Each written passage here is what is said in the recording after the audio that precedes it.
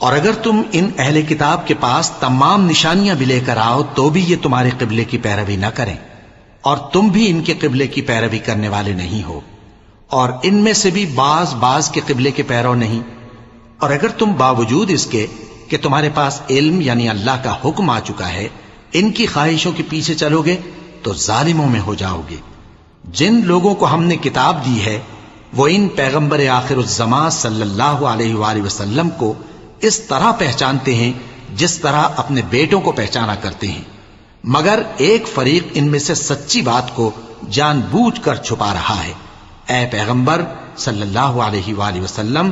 یہ نیا قبلہ تمہارے پروردگار کی طرف سے حق ہے، تو تم ہرگز شک کرنے والوں میں نہ ہونا، اور ہر ایک شخص کے لیے ایک سمت مقرر ہے جدھر وہ عبادت کے وقت منہ کیا کرتا ہے، تو تم نیکیوں میں سبقت حاصل کرو۔ تم جہاں ہوگے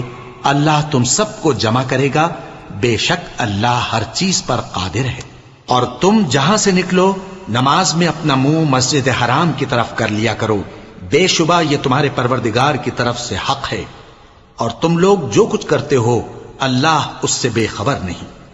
اور تم جہاں سے نکلو مسجد حرام کی طرف منہ کر کے نماز پڑھا کرو، اور مسلمانوں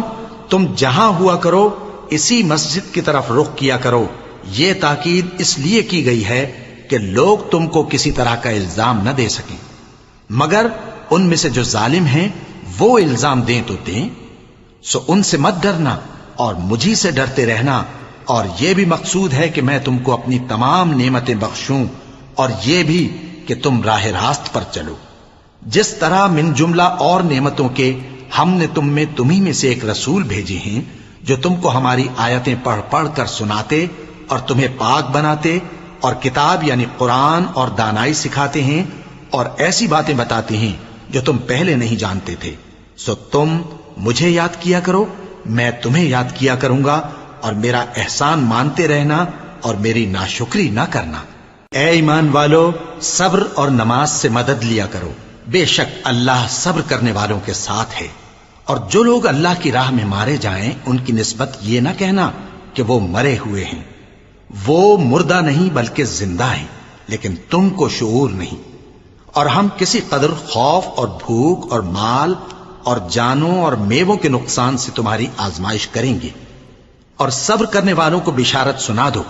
کہ ان لوگوں پر جب کوئی مصیبت واقع ہوتی ہے تو کہتے ہیں